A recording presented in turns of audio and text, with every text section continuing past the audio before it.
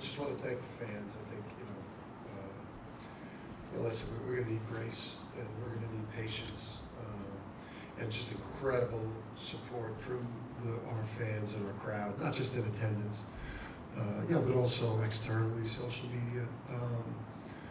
Just this team is it's a work in progress. You get so many new guys, you get so many young guys, you get so many people that have moved into much bigger roles or are playing for the first time or just got here and now are carrying the weight of the monster program that we've created here. So, I think we've earned that from our fans too, with what we've given our fans the last 2 years. We're just going to need patience, we're going to need grace, we're going to need incredible home crowds, incredible support for our players on social media, and I think the program has earned that for everything that we've given them. Just happy to put this week behind us. Some of the things that are issues for us were still issues for us tonight, and if we want to get back to the type of team and program that we've been the last couple of years, we got to continue to shore those things up. But it's just nice to put this incredibly long week behind us.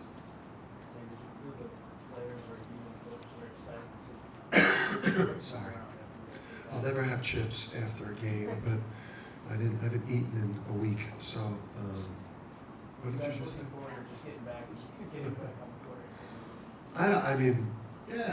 Listen, the psyche from, again, the monster that this staff and these players have created as a program. It was a jarring week. It was a humbling week. It knocked us on our butt pretty good, and I think that this was obviously a quick turnaround from such a long trip.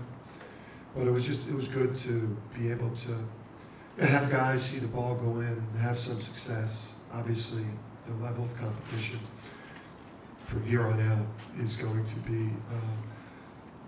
be incredibly high level, which is really, really exciting, and we'll get a chance to, I think, play those games in a lot more comfortable environments, places that we're very comfortable playing in, XL, Gamble, MSG, just regular road games. So. How was Alex? I think Alex is pretty good. I think it was a pretty mild concussion. I think everyone treated it as we should with a head thing, with a lot of caution. And I credit the doctors at the event for the way that they handled it, and and our team doc that was on the trip with us that took great care of Alex. But Alex was able to travel back with us. All of his tests were really clean, and he's feeling really good. Coach, how would you assess the level of the point guard play you're getting out of the team?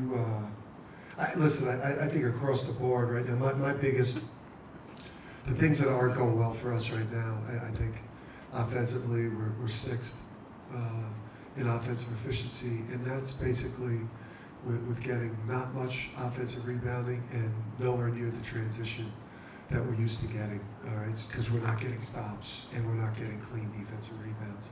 So we're still top 6 in the country in offensive efficiency, and we're getting nothing in those two areas. So half-court execution, even though we're not shooting it great right now, it's still been pretty, or good enough for us to have very high expectations. Our defense has been a disaster, and we're playing nowhere near as hard as we've played in the past. And our rebounding has been a major problem. And then the fouling. Now, obviously, minus 51 on the last trip in a 3-game event, is pretty mind-boggling in and of itself. But, we got to have better discipline, not fouling people. I think a lot of things could be better. I think the coaching could be better. I think the point guard play could be better. I think the center play could be better. I think the shooting could be better. I think there's a lot of things that could be better. But I think we'll get that squared away. I just think that this, we've created a monster here that we're not playing up to right now. But I do think that the potential for us to get there, think it's just going to take us a little bit more time. Dan, if you can get a win Wednesday against the heavyweight program, what do you think that would do for the confidence, particularly of your younger players? I just think it's such a long season here, Ian. It's you know, we're 8 games in.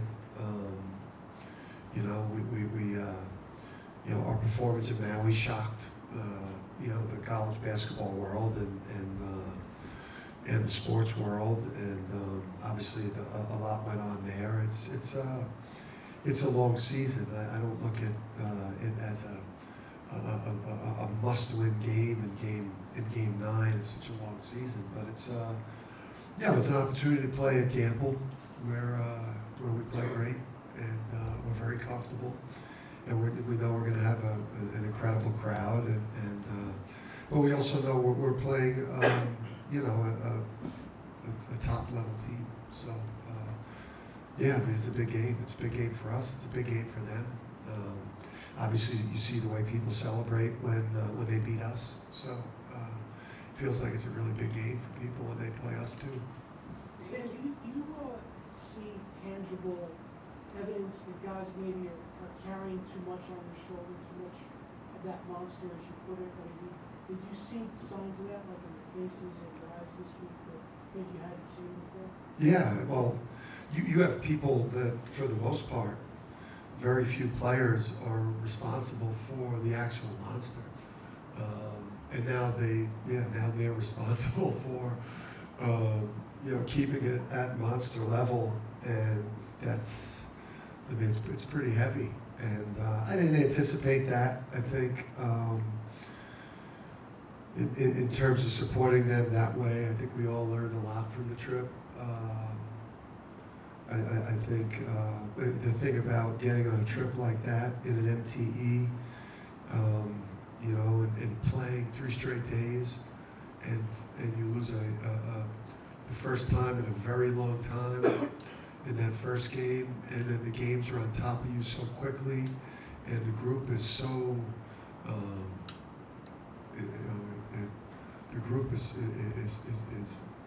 jarring, and they're just stunned, shocked, and you have no time to kind of, you know, get things back together. So yeah, I mean, that's a concern for the year that I didn't really you know, anticipate.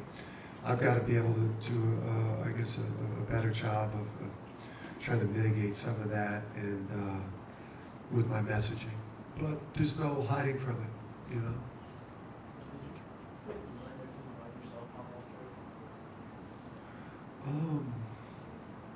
I get mad when we lose. You know, I don't know. I don't really have that many questions about myself. You know, as a coach, you know, obviously, when you have had the success that we've had, and you're a back-to-back national champion, chip coach, and you got a couple of years worth of rings, you have a very high level of confidence.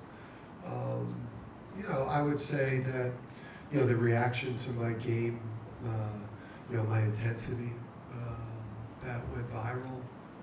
I would say, you know, the bigness of the reaction to me coaching as hard as I've always coached, how that was so stunning to people that maybe aren't used to seeing such a fierce competitor. You know, challenging calls that were influencing the game, and trying to put a battery in the back of his team. I think, you know, we got a younger team. Last year's team, I didn't have to coach with the same level of intensity, and you know, but that was also, I had some grown men and just some innate kind of killers on that team. And I think this team is going to need for me to be a little more animated and a lot more energized and a lot more intense until this team grows up and it becomes part of their nature. But yeah, I mean,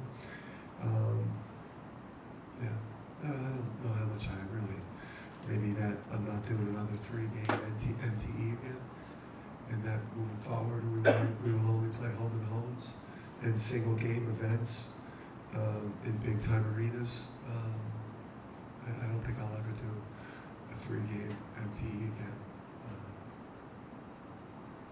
unless I'm not coaching here at some point somewhere else. There's zero chance I'll do that again. Can you elaborate on what you saw from Ahmad tonight? I mean, he did play a significant amount of minutes and seemed to be a significant playmaker, even if he wasn't, putting up a boatload of points. And is there potential, you think, to see him get more minutes in the rotation as the season progresses? Yeah, but go back and watch the film. He fouled. Obviously Haas fouled too much, out there, which you didn't want like a veteran player with his experience level to do, coming out of a tournament where, again, the foul discrepancy was incredible for us the whole time we were there. And then just for Hassan to come back after that experience and foul 4 times, he's got to be more mature than that. But we need him on. We need him on to give us minutes at that position. That position, to the earlier question, is a spot that we're searching for the quality that we need there. I think we'll get there. Obviously, we could play Hassan there. We could play Ahmad there. We could throw Aiden in there. We could play positionless too there. So we're searching. We're searching at that position, and we need Ahmad to grow up quickly. What did you think of Jalen's performance starting for Alice today? Yeah, you know what? These sophomores are just going to keep getting better and better, and that's why I do think that we do need the grace and we need the support of our people here at UConn, because they're going to be such different players in January and February. This experience that they're getting, him, Jaden Ross, solo ball. I mean, these guys are going to just keep getting better and better. And I thought, Jalen Stewart has flashed that Memphis game. He flashed a lot in that one.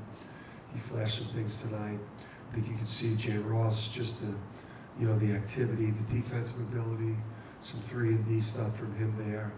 And I'm high on Solo being a guy that's gonna be in that 13, 14, 15 a game range with incredibly high 3-point shooting. So that sophomore class is going to come through for us. I feel great about that. Anything else for Coach? Thank you. See you Wednesday.